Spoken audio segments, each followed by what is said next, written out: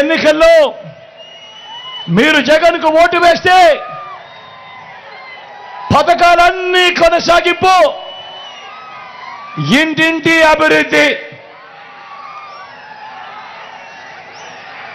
అదే పొరపాటున చంద్రబాబుకు ఓటు వేస్తే, పొరపాటున చంద్రబాబు కూటమికి ఓటు వేస్తే, పొరపాటున చంద్రబాబు కూటమికి ఓటు వేస్తే పథకాలన్నీ ముగింపు, మళ్ళీ మోసపోవటమే.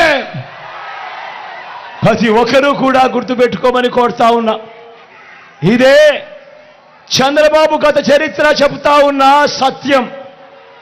ఇదే మోసపూరిత వాగ్దానాలతో, సాధ్యం కాని హామీలతో చంద్రబాబు చేసిన మేనిఫెస్టోకు అర్థం.